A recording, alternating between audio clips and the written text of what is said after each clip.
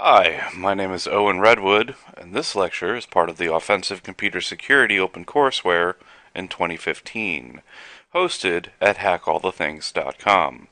Today we will be talking about vulnerability research, the permission spectrum, and the overview of the Linux operating system.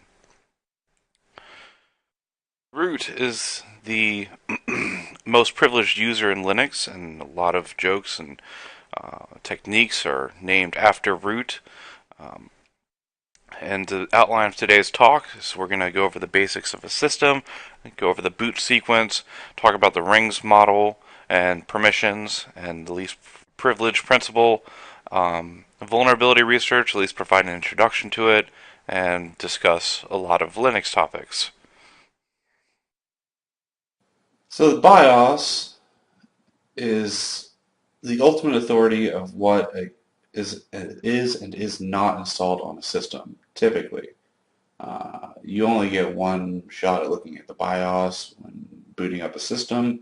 So if you plug something in after that, obviously it requires physical access, you're not going to see it in that initial window. So the boot process is once you turn on the system, the power supply brings all the voltages up to the appropriate levels, and the clock starts cycling and everything synchronizes with it, and then the BIOS kicks in and it does the power on self-test and other tests and checks the CMOS and the RAM settings, make sure it's all clear and good. Then hardware initialization, after the CMOS is good, it initializes the CPU, the video card, etc. And then it points to the bootloader, and the bootloader provides, depending on the bootloader, provides you with the option to select your operating system that you would like to boot, or just default chooses the one. So for Linux, the default bootloader is typically in most distributions Grub, although as an alternative, a common one is also Lilo. And when this is started, it presents boot options, and when you select an option, it calls start kernel on the selected option. And this performs most of the system setup, initializes interrupt handling, the memory manager for dynamic memory and other uh, device initialization, kicks off the drivers necessary for the operating system to interface with the hardware. And it spawns the process scheduler, the idle process, and the init process, which is all in user space. And there's a difference between kernel space and user space. The kernel handles all the operating system processes. So the memory management, task scheduling, input, output, which is more than just keyboard, mouse, and monitors. The packets that the network interface, whether it's wireless or Ethernet or whatever, receives. And each one of these inputs, each keystroke, each packet generates a CPU interrupt, which context switches from whatever is going on to handle that keystroke. However, the processors nowadays are very fast, so most users go their entire lives without ever knowing this happens underneath. So it also handles inter-process communication and overall system control.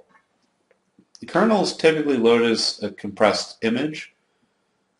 This either zlib compressed or bz image uh, formats. And it's important to note that Linux has a monolithic kernel, so most of the drivers that are used to interface with the hardware are all operating in kernel space with maximum permissions. And to that effect, it's important to cover the classic rings model. So this model is very useful for fault tolerance and also for security, because if you have a crash in fault tolerance respect at the kernel space, it can often be fatal. But if you have a driver, say, push down outside with less privilege and it can touch less, perhaps when that crashes, it no longer causes a fatal kernel panic or crash. So that's the gist of it for fault tolerance. And also for security, the diagram on the right illustrates that as you go down in rings, in other words, as it becomes more positive in number, you should conceptually have less privileges. It is important to note, we'll get to that in a minute. So ring 0 is typically for the kernel, and this is both in Linux, Windows, and anywhere. And academically, ring 1 and ring 2 are reserved for device drivers, things that could exist in the kernel but are pushed out of it and given less permission, so they risk less going wrong when they screw up, and they're given the least amount of permissions that they need in order to get the job done. Now, the video card may need more permissions than, for instance, the keyboard and the mouse.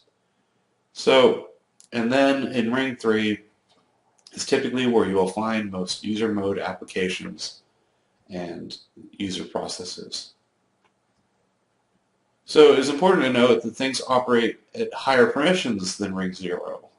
For instance, the BIOS can influence in that boot sequence whether or not one bootloader gets loaded over another, basically determining what operating system you're presented with. System management mode is a security feature that was added on most Intel chips sometime in the last 5-10 years, I don't remember. And it exists as a higher security mode that's overall does good.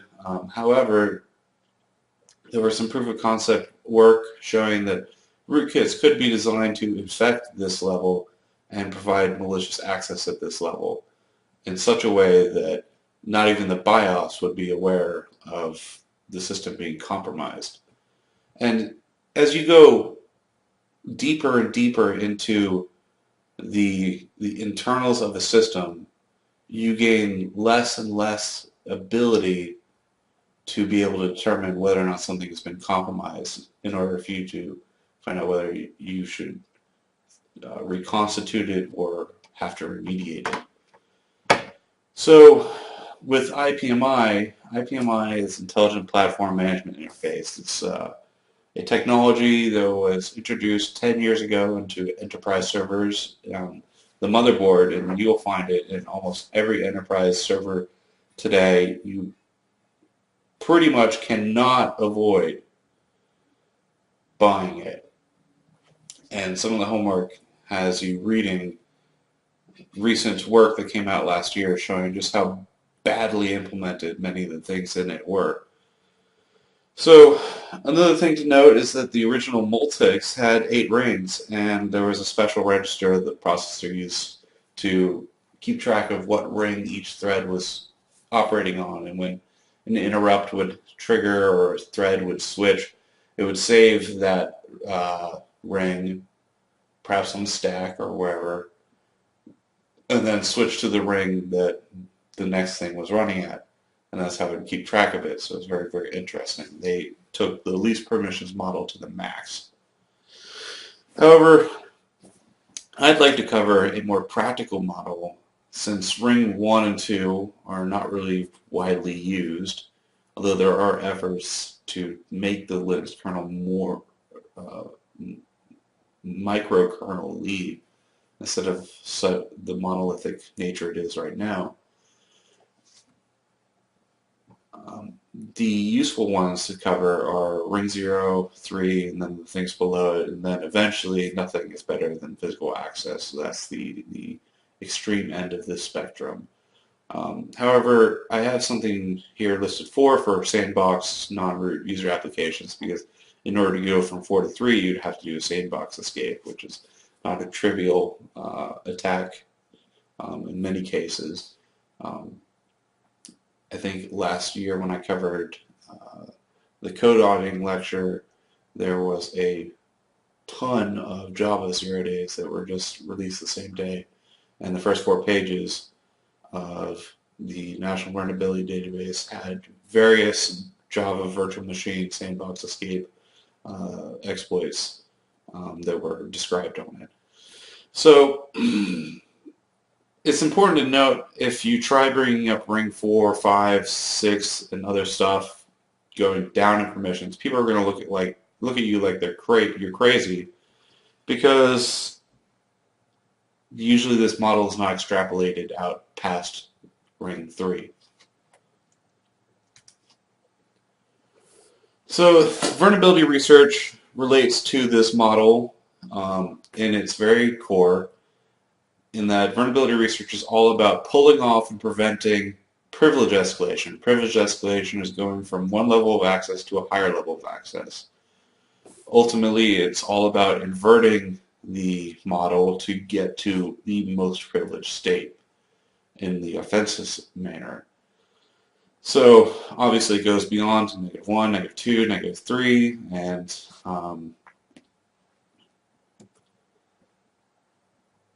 in theory, having defense in depth means that, especially when each defense adds on to the effects of the previous layer in some sort of additive manner. In other words, I had X permissions in this layer, and then the next layer, which is less privileged, I have Y permissions, and Y is a subset of X. In theory, attacking a system like that should be harder than most systems. However, sometimes you don't have to go from one step to the other. And like I said, the reading for the homework that will be released today shows some capabilities in jumping straight from ring 3 to the IPMI mode, which is ridiculously dangerous. So you need not privilege escalate on the same system. There's a technique that spans across vulnerability research, pen testing, incident response topics called pivoting. It's essentially if an attacker compromises a node in your network, they can perhaps use the passwords or notes or established connections on that system to pivot or connect to other systems in your network. And perhaps this allows them to gain access on another node at a higher privilege level. So perhaps they're able to go from a normal user on one system and then pivot onto a root account for another system, depending on how some credentials were set up. Now, it need not be a privilege escalation, as lateral movement is also very useful for attackers and something that incident responders very much have to be aware of. There is no notion of a low-risk system in a network. If you are on a security team and someone says, we don't have to worry about that, that's a low-risk system, I guarantee you if an attacker gets inside your network, there's a chance that they will pivot to that low-risk system that you didn't think to protect, if it can be connected to. And then they can rootkit it, and who knows what happens after that. So lateral movement is something that's very important to be aware of as a defender. And the ways to prevent against this is that the most common technique is known as pass the hash. And it was introduced back in the 70s. It's very simple. Once you compromise a system, you basically get the passwords that are stored on that system or the password hashes, and you can either crack them offline or take the hash, because most passwords are stored in some sort of cryptographic hash, and simply pass it as the input to some sort of authentication protocol. Usually when you log on to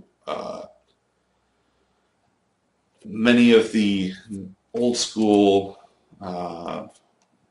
remote shell style protocols, you would enter in a password, and even for Windows and stuff like that, it would hash it locally and then send the hash over the wire instead of just sending the clear text password over the wire. Now, original attacks against these protocols were, as long as you see the hash, you just replay that packet and boom, you're in. So essentially that is the goal of the attacker here, is to pass the hash in whatever manner it needs to be passed in the authentic protocol, and you should be granted access. So the defense against this is to have unique passwords on each system, to not have remote logon or network logon, which is the case for Windows, and to enact firewall rules to prevent and mitigate lateral movement, lateral, sometimes called post-exploitation movement in the network. So this sort of movement can enable eventual privilege escalation on, if your target was target 3, may be easier to go this route than to just go straight to target 3 and try to find some sort of kernel priv-esc. Because users are usually the weakest link, and perhaps one of the people working on the system all the time has root access and was sloppy. Users are usually the weakest link. So in order to understand this all better, we're going to have to understand an architecture, and the topics that are presented in our coverage of Linux generally apply conceptually to other architectures and operating systems. So kernel space is something that's present in Windows, Linux, etc., and it's much different from user space. There's usually much less you can do in kernel space. And for Linux, things like normal things that you would think that you should have available, like the ability to generate random numbers and the ability to deal with floating point and decimal numbers, are actually much more difficult. And when programming at this level, mistakes are very unforgiving, and crashes here can be fatal and hang or bring down the whole system. Now, modifying the kernel usually requires recompiling it and rebooting from the new kernel to use it. However, there are some tools like ksplice and kexec that allow you to modify the kernel on the fly without rebooting the system. So ksplice allows you to edit it in real time without reloading the kernel, and obviously that's extremely tricky. And kexec allows you to recompile the kernel and hot swap it out effectively. Now, if you're thinking about how an attacker may use these, it would be extremely difficult and unlikely to see an attacker actually using these techniques. Now, as I said previously, once the kernel kicks off, it initializes the idle process, and eventually it initializes the init process, which is the father of all user space processes, establishes and operates the entire user space. So upon init being started, it runs whatever scripts has been provided to set up all the non-operating system services and all of the structures that are needed for the user environment. So it spawns the GUI if it's configured to, and then it presents the user with the login screen at the end of its task. So init scripts are usually stored in directories such as /etc/ rc.whatever or rc whatever, and the top level configuration file for it is init tab or init table. So it also checks for something called run level. I don't think I'm going to test on that, so you don't have to pay attention to that. But in practice, it's something that's good to know because it dictates the permissions handling and the permissions model of a user space environment. So init goes dormant after it's provided the user login prompt and authenticated the user, and then kicks off everything and then runs out of things to do. It basically goes dormant and becomes idle, and it waits for the following three things to happen to wake up. Either one of the processes that is started has ended or is dying, or a signal of power failure, or some request to tell it to change the run level. There are other alternatives for init, systemd, or upstart, and these depend on the distribution of Linux that you are working with. So like I said, there are more security layers here. You may be running an application that runs inside of a sandbox, and effectively root is king. It can do almost anything it wants to the kernel, which then in turn can do anything to the hardware. So it's common to have a single user count per service. So services can range from a web server, email server, and stuff like that. And usually, when set up properly, there'll be a single user count for that service, and that service will be kicked off by that user count once the init starts and all the daemons are initialized and user space. And the user count, if you try to log into it, won't give you a shell prompt or anything like that. And this is an application of the least privilege principle. So let's cover file system behavior real quick. There's a common misconception that when you delete a file, it's gone from the system. In fact, that's often not true. Usually, when you write a file to disk, and this is especially bad with solid-state drives, which I'll cover in just a little bit. When you write a file to disk, you delete it. It doesn't zero out that memory on the hard disk. It provides it for garbage collection later. So you can get to a state like the picture on the right where the first thing that was written was this picture with really smooth legs, and then it was deleted and left garbage collection, and this picture, the feeling of having, was written next, and you see how some of the rest of this block has the previous picture. And then this was deleted, and then eventually this starts getting written, and the file system will know that, okay, this file ends here. You know, it doesn't go all the way to really smooth legs.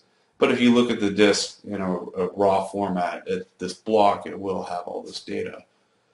So when you delete stuff, the data does just get left on the disk until it's garbage collected, which may happen at any time, and the inode is just unlinked. So we'll cover inodes in a little bit, but for solid-state drives, there is a common implementation to provide wear leveling to expand the lifespan and get the most out of the device, because solid-state drives only support so many writes to each sector. And so what happens in solid-state drives is that when you load a small file and you make a single change, you would think that to be efficient is, say, if I only write a byte or whatever, I'll just go to that original sector and update that byte or 2 bytes or whatever. Instead, in most implementations in solid-state drives, it takes everything that's been loaded and writes it to a new sector, no matter how small the change is. And so if you go to delete the most recent version of a file, a previous version on the solid-state disk will probably be present. In fact, you'll probably have a scattered look at the entire version history of that file, which is very interesting to consider for security reasons. So this is the basics of a file system, basically derived from the FAST file system, which is one of the original Linux file systems. And many file systems derive most of their behavior from this implementation. So what I have here is this dotted line denotes what is definitely on disk, and what is above it is usually stuff that's being loaded into memory to enable the efficient navigation of what is on the disk, because it's not so cleanly laid out most times. So what we have are directory entries, and they have file names, and that's typically what most users see. That's all they're exposed to. But underneath, there's something called an inode, and then there's an inode table, and they point to blocks, and there's indirect blocks, and there's the metadata and the inodes, which also the users get exposed to, and it gets complicated. So when the file system is initialized, the directory entries are loaded into memory, and the inode table is usually also loaded into memory, although it can operate purely off disk. That is a slower implementation, however.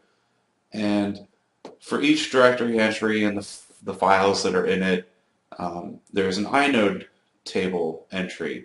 This inode table entry points to the specific entry in the inode table, and that entry has lots of metadata, such as the last time this file was accessed, the size that this takes up on disk, so on and so on and so on. And then there's also permissions metadata, like the user ID that owns it, the group ID that has access to it, and whatever permissions that they are allowed.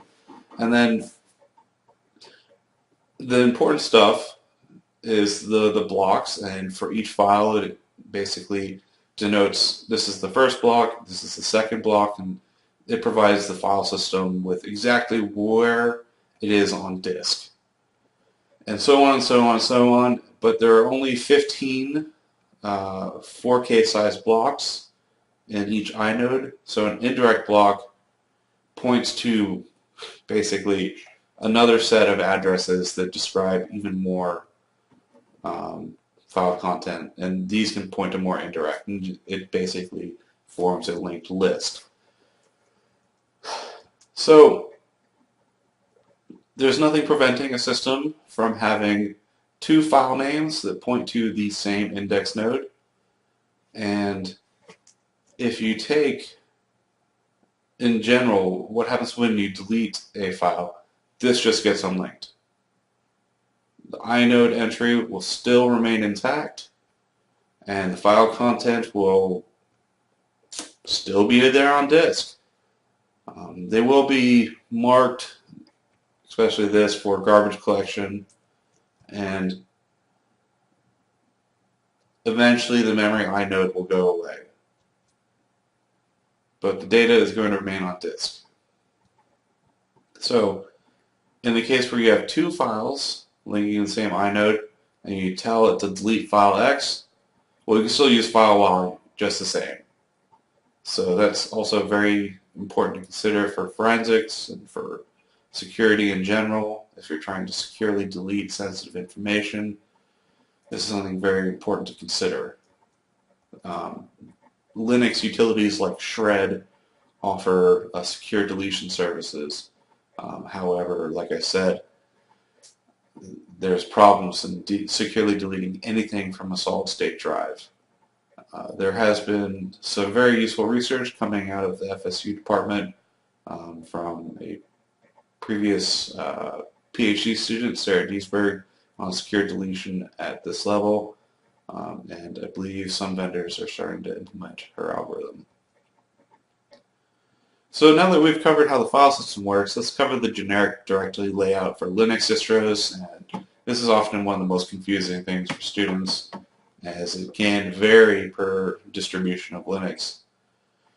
It's not really something that is standardized, and that causes more confusion, and we're going to cover the most interesting places. So CD is the utility or the common command line tool to change directory, and if you tell it to go to the following destinations, I'm going to explain what happens. So if you tell it to go to slash, this denotes the root directory. And this is where the file system begins. It is the root of the file system. Every other directory is underneath it. And it is not the same as the root account, and it is not the root account's home directory.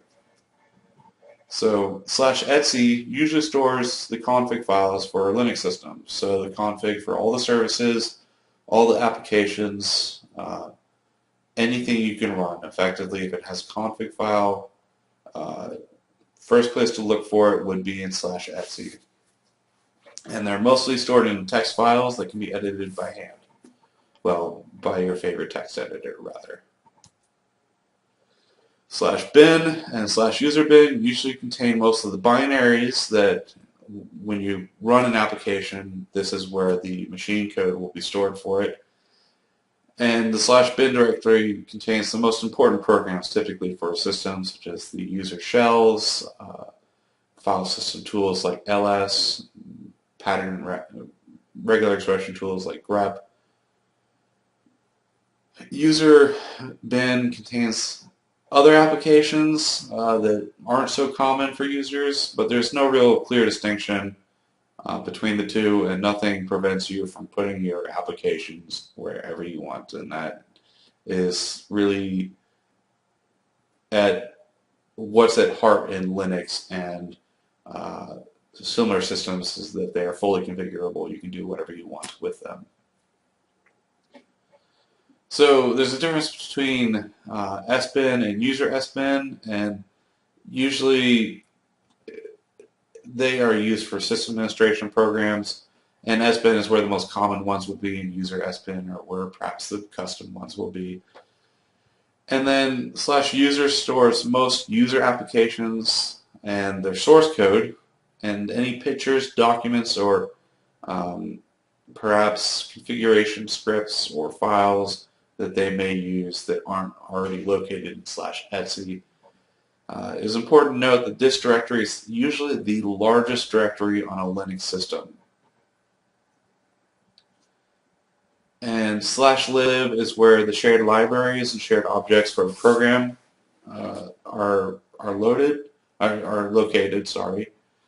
So if you're not familiar with the concept shared library, they're similar to dynamically linked libraries in Windows, if you're more familiar with that. And so when you compile a program, you can either compile it statically or dynamically. I'm not sure if I covered this already. If you cover it statically, say you use in C standard lib and standard IO, it's going to take the compiled libraries for those code and load it into the binary and then provide it all as a standalone.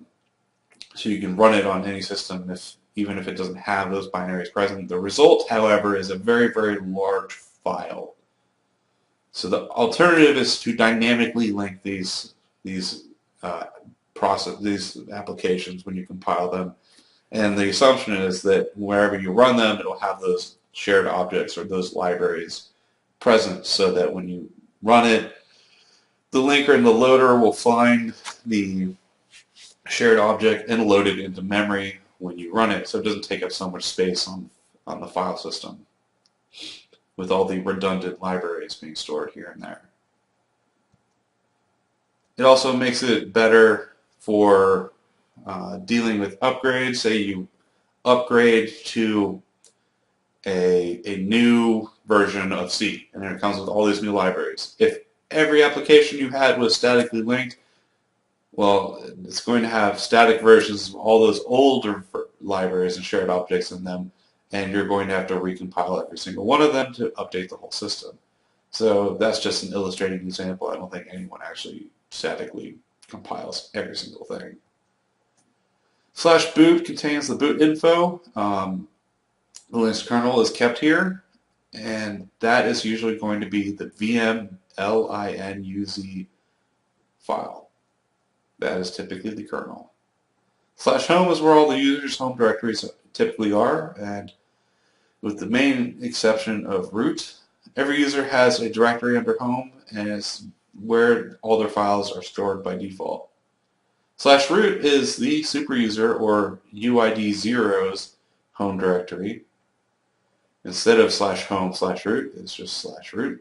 /var contains the frequently changed variable data when the system is running. It also contains logs, which is very important for security and also important to attackers for them covering their tracks.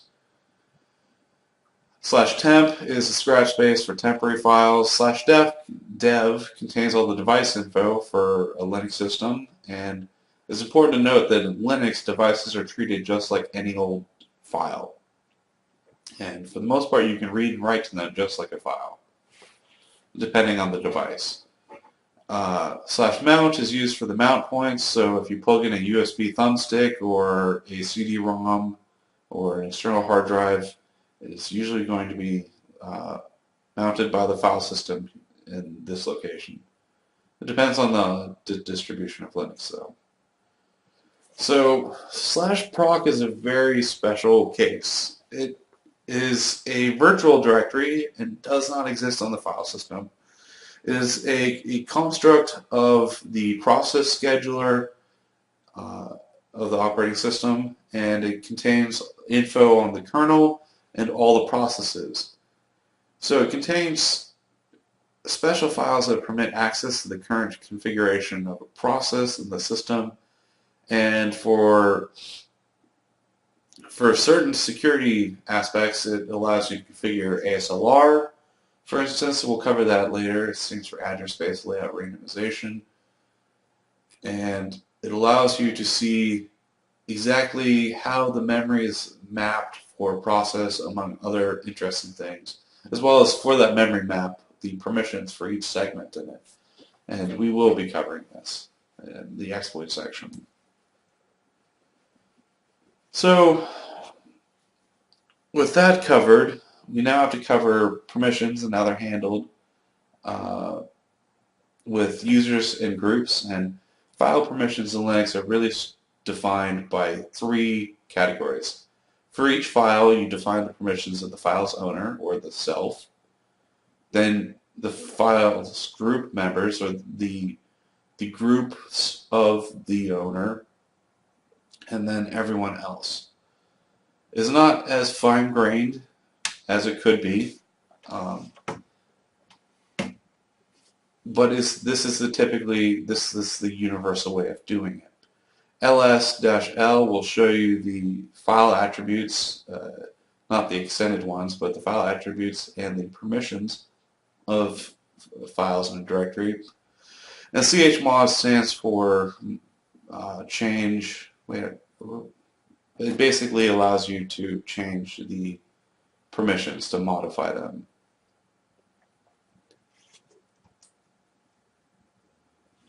So chaddr is different from chmod, and lsaddr is different from ls. They influence and allow you to see the extended attributes of a file, and those are important to consider. I do believe I covered them in a little bit. chown changes who owns the file, and chgroup changes the group of the file. So the most commonly talked about file when talking about permissions is the etc password file, in that the etc password file contains, for every user, the user ID. In old implementations, it would contain the password hash and info. It would contain the user identifier, the group identifier, the user's home directory path, and the default program when the user that launches when the user logs in. And the entries typically are colon delimited and look like this. May have other metadata like room, phone number, etc. And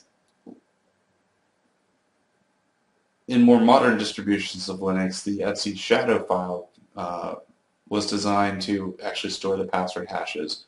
So usually in most modern systems you will find that instead of a password hash here, you'll find an X, which denotes that the password hash is actually stored in the etc shadow file. So the distinction really is that the etc password file is readable by all. So if I compromise a system and I can read the root password hash, that's a problem, because I can then crack it offline later and use it to log in as root, which is a serious privilege escalation. So many user-level applications actually had to be able to find out who the other users are, like Finger, perhaps find out what my home shell is, what my home directory is, and other stuff. So actually there are legitimate uses for other users that are not root to read the etc password file.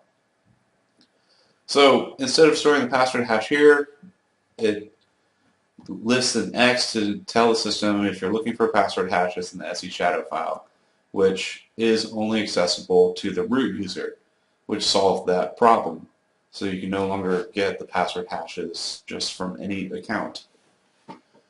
So to see the options for storing the password in whichever hash format you like for system, man3crypt is the command you would type to show the encryption manual, and it would list the options. Typically, the options range from MD5 to SHA to DES, perhaps Blowfish in certain systems. It's important to note MD5 is no longer secure. DES is also considered no longer secure, but it's the default. As far as I know, this slide is a little old. But it is not so bad if there is salt. And I'm not going to get into salt because I think these topics are very well covered in other classes at this university, and I'll leave it to them. So salt is used to perturb the hash and make it harder to crack. DES is less secure than triple DES, I believe, with a custom FPGA array. Even the strongest DES hashes, even salted, can be cracked in a matter of 24 hours. So I've talked a lot about this thing called the least privilege principle, and effectively this principle embraces the notion that every process, every user, everything must be able to access only what it needs to and nothing else. It was only given the very least for it to do its job and for it to sufficiently do its job.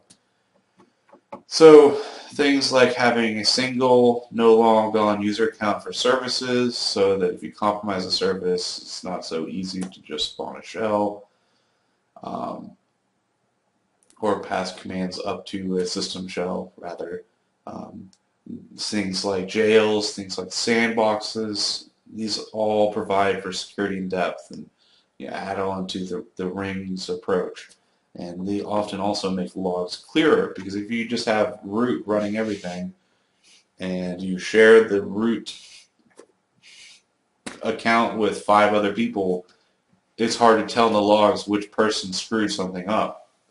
So let's talk about jails and sandboxes real quick.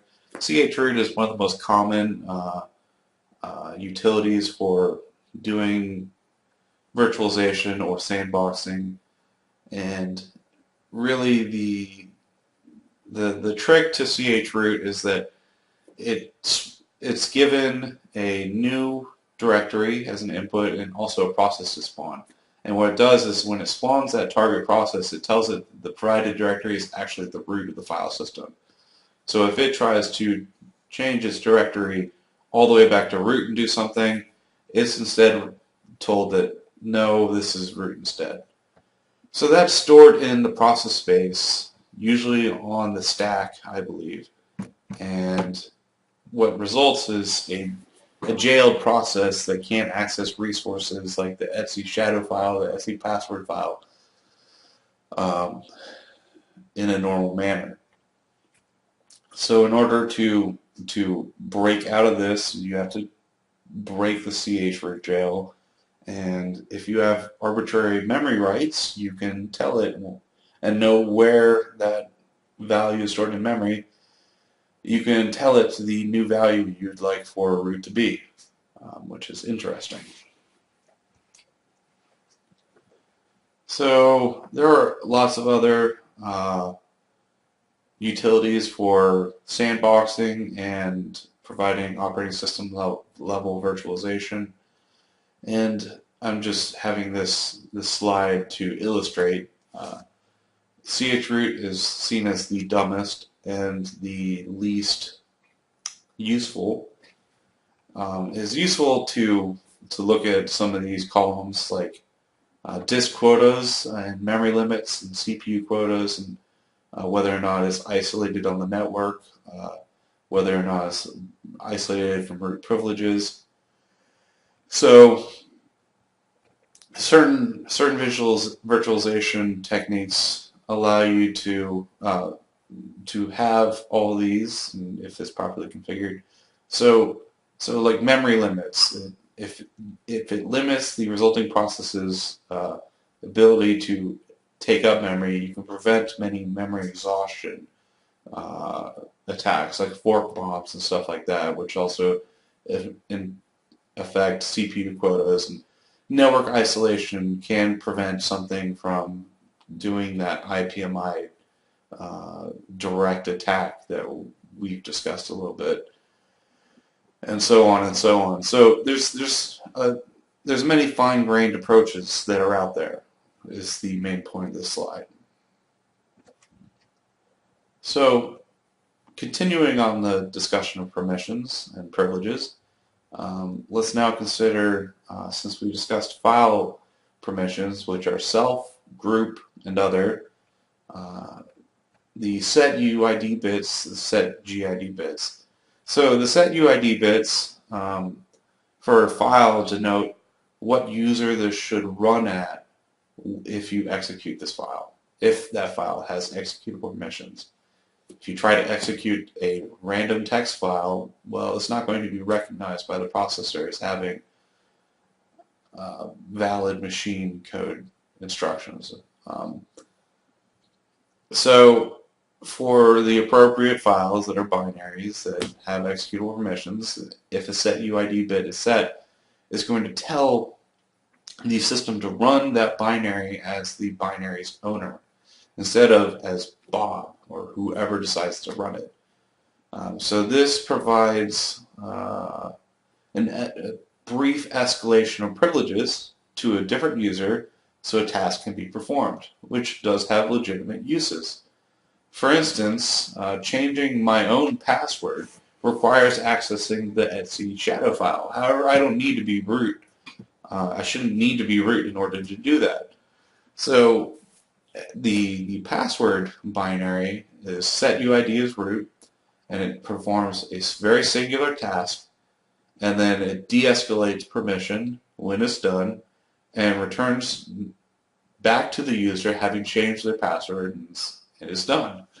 So you don't want to just let anyone do this freely, and there's tons of other applications of this, tons of other examples of this application.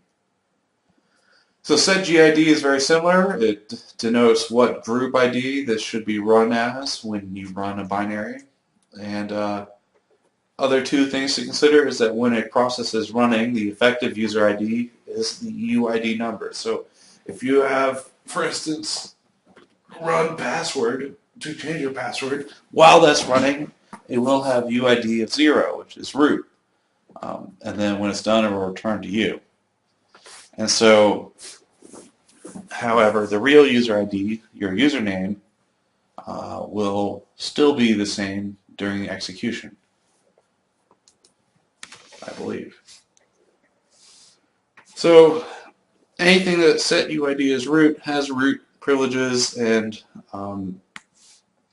most attacks in a Linux system, if they gain initial access, will involve doing reconnaissance to see if there's vulnerable versions of set UID programs and including these in the attack chain, as they are single points of failure.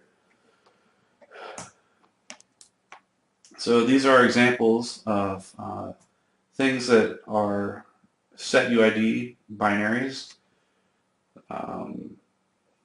We've covered password. Sudo is another obvious one. However, things like ping may not be so obvious as to why they require root access. The main explanation for that is it requires access to the network interface, not just the standard socket calls that are provided by C, but it needs a lower level access in order to do the ICMP handling, which is the Internet Controlled Message Protocol, in order to do pinging. And so on for ping 6, which is IPv6, and ARP ping, and so on and so on. So anything that requires a lower level of access is typically handled in such a manner, such as mounting file systems and unmounting them, such as changing user. Obviously, that results in whatever user you're changing to and authenticated to. However, in order to do the authentication, that process needs access to the etc shadow file in order to see whether or not the user's entered password matches the hash stored for the target user they want to change to. And so on and so on. So, in thinking about the attack surface for a system for just privilege escalation attacks, the following categories would make up the chunk of the attack surface. The set UID privilege escalations attack surface, which is basically any binary that has a set UID bit and is owned by root. Kernel privilege escalations, and as we covered in the code auditing lecture, those vulnerabilities and those bugs can't exist in kernel code, and kernel is written mostly in C, so that's where it's extremely relevant. Daemon exploits or root process exploits, anything running at root that can be interacted with that perhaps has a vulnerability. And again, as always, weak passwords if the root password is not set, or if it's set to something terribly weak, that's also considered in the attack surface. And so on. I guess as a side note, it's important to note that setuid and setuid on directories act entirely different. Setuid does nothing on a directory. It's usually disabled or that's an invalid operation. And setgid, however, makes it so that any new files and any new subdirectories and anything recursively inside it all inherit the GID provided.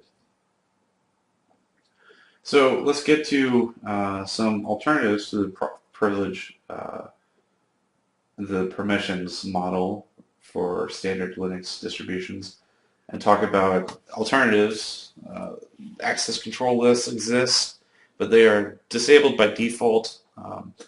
They extend the owner group other access model to specify on a per person, per user basis what permissions they should have.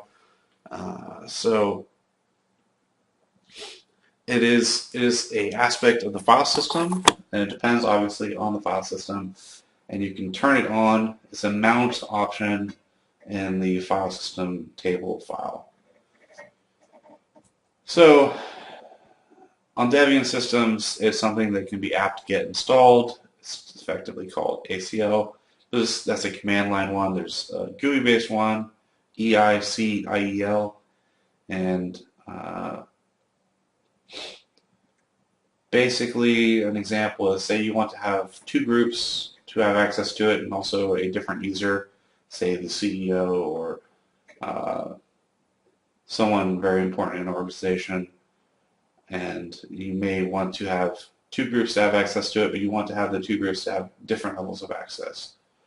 So you would say, for instance, set for the developers group, you want them to have read-write privilege on this target.txt file.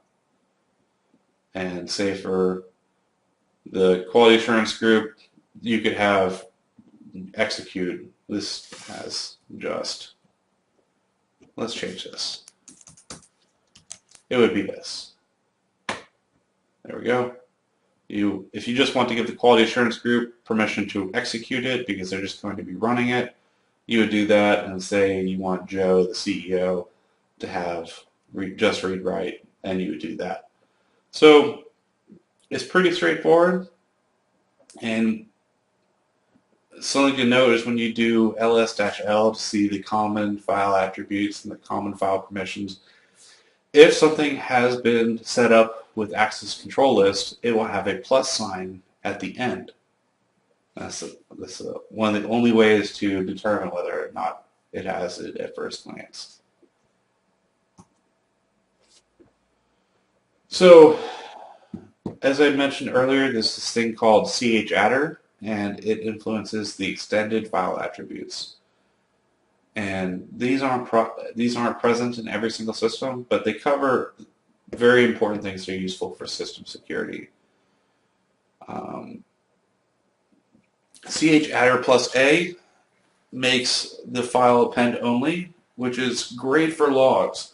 Because if I'm an attacker and I get access to your system, I'm going to want to, in general, destroy any evidence that I was there, especially if it's a system that's going to be looked at by an incident responder.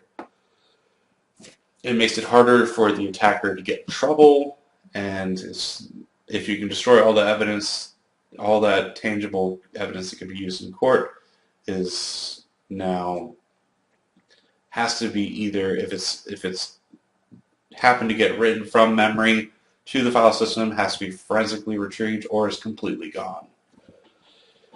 So if you make a file that append only, it makes it so that an attacker or a user can't just delete it and flush the logs. However, they have to also be prevented from doing CHAdder minus A, which does the reverse of this operation. It makes it no longer append only. Likewise, there's an option to make something immutable. It means no one, not even root, can change this file or delete it or link to it. It is completely immutable. In a competition, I once trolled the other team with this, and it was a pretty useful trick. They had no idea that this option existed or CHAdder could be used in this way. They had root privilege on the system, but they weren't able to change the permissions on some file or read it. They weren't able to do anything to it. They were just scratching their heads the whole time, not knowing that this secrets file that had just gibberish in it was CHAdder plus I.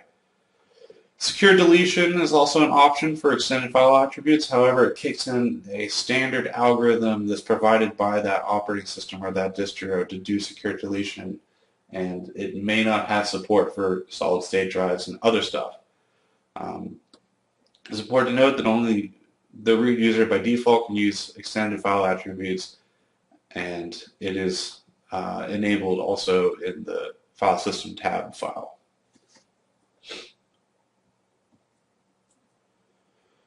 So this is a little unorganized, bear with me. The TTY stands for a terrible acronym, teletypewriter, and it comes from older systems and original work in computer science, and the origin of it really has to do with serial port terminals and very rudimentary terminals that were just basically streaming characters over high and low wires to the system and to the monitor that the user was commanding it over. And really, there was no GUI environment back in this day, and all you got was the standard old DOS prompt or command prompt. And effectively, when you log on to many Linux systems, if they're not configured with a GUI, this is the first thing you'll see. The practice still stayed. And, there are basic commands that are present in most terminals, like who.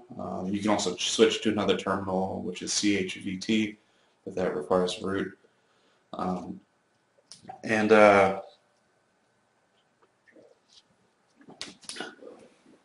PTSs came about, which are pseudo terminal slaves, also a terrible acronym. And it is essentially a terminal that's emulated by another program. So it emulates that streaming character application which is a bit complicated. So if anyone's touched a Linux or a Mac system, they've used this. So things like Xterm or even SSH or Screen. All of these are basically emulating terminals. And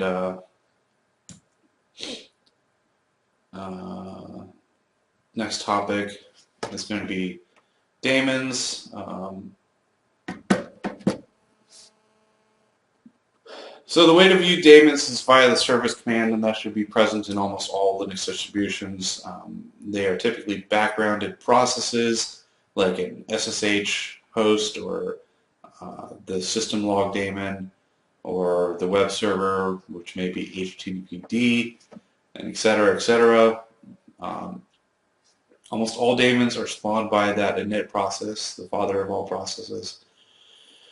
And the standard implementation behavior is that they have no controlling terminal, so you can't pass commands up to the terminal from the application. And they ignore all terminal signals except for terminate. And they have no open file descriptors. They're dissociated from process groups. And they have very limited permissions down to what they just need to do. Also, commonly, they have a user account that is tied to them and that spawns them through init. So another thing that's useful to cover that are somewhat close to daemons are kernel modules. And these modules effectively contain code, are basically libraries and executables that can be loaded by the kernel, and they extend the kernel to perhaps add support for new file system, or adding system calls, or for a wireless driver, or etc. And it is a very convenient method for modifying the kernel. However, it can be abused by attackers, and it's something that's very important to be aware of. Cron jobs are also important to be aware of because it allows for things to be run at a regular interval. Perhaps there's a system administration task that needs to be run. And what I'm getting at with daemons, with loadable kernel modules, and with cron jobs here is that these are avenues for attackers, once they've compromised the system, to maintain persistence on that system. Say that system goes down for a reboot once they've got access to it. They're going to have to come back in over the network and re-exploit the system to get access again once it's been rebooted, unless they've added in some sort of back door to the system that allows them easier access, or that pings back out once the system is loaded. For instance, that's how botnets work. So, cron jobs are time-based jobs in Linux that enable a user to schedule a job at any time, whether it's to run some sort of command or to run some sort of script. And they're commonly used to automate system maintenance or administration, but they obviously can be abused. And so if you are dealing with an attacker and you find a system might be compromised, it might be helpful to go through the previous commands that have been run if they haven't cleared the history. And for an attacker, however, it might be useful to try and repeat previous commands, and the bang for bash and other terminals, bang style commands allow you to repeat the previous command for bang bang, and for bang SSH allow you to repeat the last SSH command. And so if you append it with :p, it takes whatever was run last that's matching this and prints it instead of running it. And so similarly, instead of just command line logs, there are tons of logs that can be used for forensics and figuring out what an attacker did to the system. But these are also targets for attackers to clean up their tracks, so you don't figure out what they've done to perhaps harden their access on the system to maintain their foothold in your network to continue doing bad stuff, or to prevent you from figuring out what they've done and they're already gone. Um, so these are typically stored in /var/log, and so the most common one is messages, and that's just the generic messages. However, ones that are useful for authentication are auth.log, fail log for failed logging attempts, and last log for last logging attempt and activity. The boot log, system log, etc., etc., etc. Usually daemons will have their own logs. For instance, MySQL server and web servers, etc.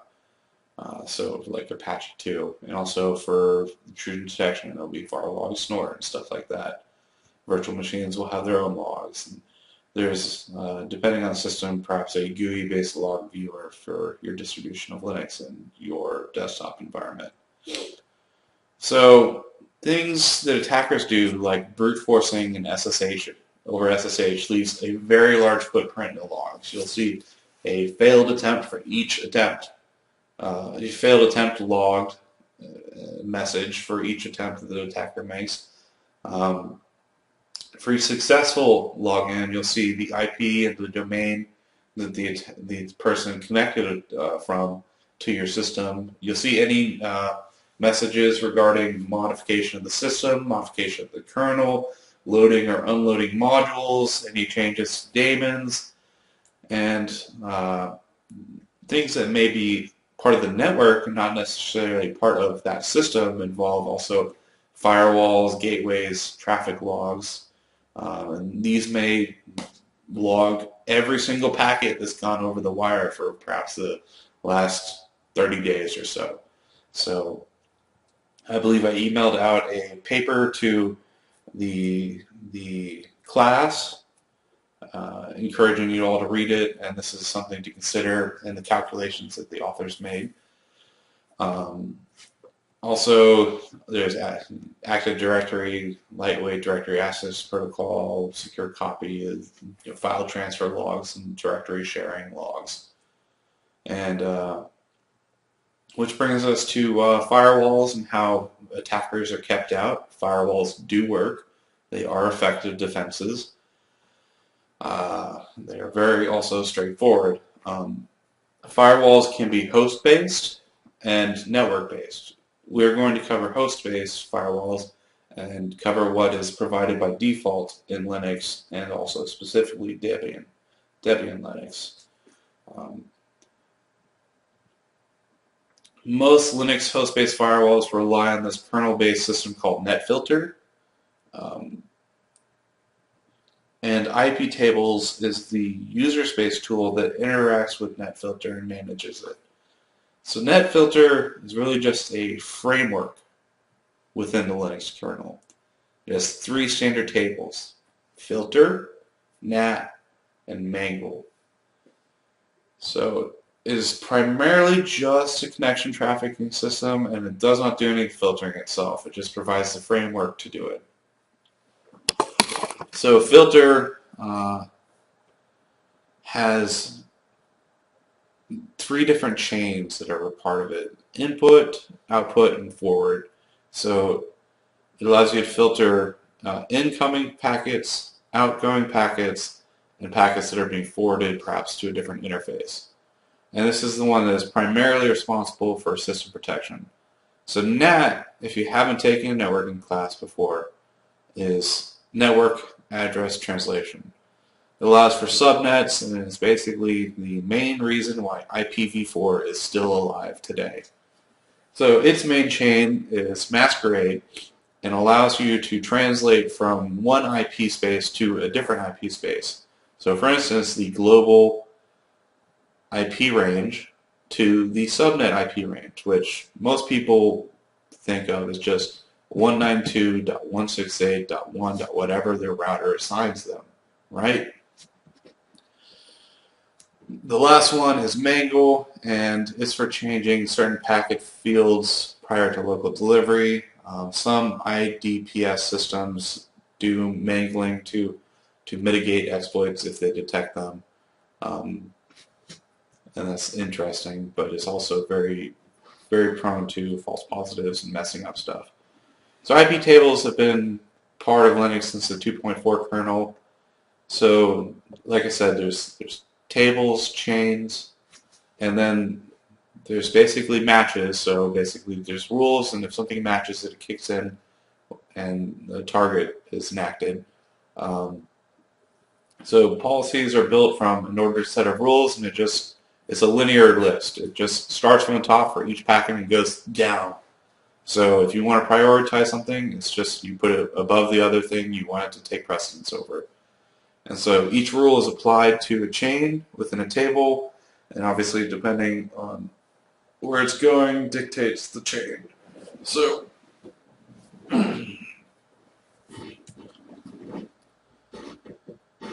for IP tables, there's an addition of the fourth table, which is called raw, and it operates independent of NetFilter. We're not going to cover it. It's tricky. So for instance, for the filter table, the following chains are going to be input, output, forward, and I already covered this. And this is a good diagram. This diagram comes from the book Linux Firewalls by Michael Rash. And so above the dotted line is user space, and below it is kernel space. And this is effectively what's going on in NetFilter and IP tables is basically doing this. So when incoming packets come in, there's NAT pre-routing chain. So that dictates if it's coming over the interface for global IP space, what to do with it, and as a routing decision, is it input or are we forwarding it? So if it's forwarding, if there's NAT post routing rules that apply to it, maybe we're now translating it to the 192 address space, the subnet space. We then change the IP accordingly. Maybe that's the case, or perhaps there's no NAT at all, and it's just part of a network. And in such case, it would do the same thing. The incoming packets would come in. It would look for any rule matching it in the NAT pre-routing. If there's none, keeps going. Now, it's a routing decision. Is it input to this system, or are we forwarding it to another system? Say it is input to this system, and so we enact any filter input rules there might be, and we provide it to the local socket. The local socket may accept the connection and start talking, at which point outgoing packets go out accordingly, and they're looked at by the filter output rules. And if there's anything that matches with them, those rules are enacted, and so on. The NAT post routing is enacted if there's any rules that match, and so on and so on. It's relatively straightforward. So each rule has a set of matches along with the target, and the target tells IP tables what to do with the packet when that packet matches the rule. Pretty simple. So you can match based on the source, based on the destination of the packet, based on the protocol, based on interface, state, or based on a string that's present in the packet. So targets basically is what you do with the packet. Can be accept, in other words, you allow it to continue. Can be drop, in other words, this looks malicious or this matches recent signature of vulnerability advisory, and we've decided to add it to our firewall and drop anything matching it. You may want to use drop target to do this. Or for things that look suspicious, you log them and it logs it to syslog, the whole packet. Do you reject it or do you return it and it sends a processing packet? It depends on the implementation. So in general, any system behind a firewall should be able to initiate things that are pretty standard to normal operation out to the outside world. So DNS queries, if you don't already have an internal DNS, SSH, web traffic, etc. And anything that's not standard should in general be prevented from reaching the outside world.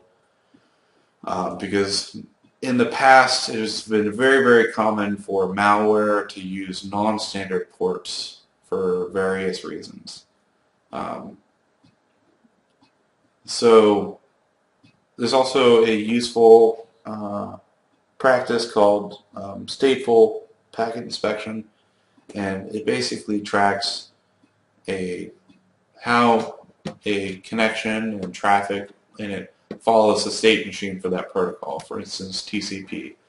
And anything that doesn't fit within the state machine, the connection can't get killed or get logged or whatever. And it does add a layer of security to prevent denial of service style attacks on systems that perhaps don't have the most securely implemented network stack.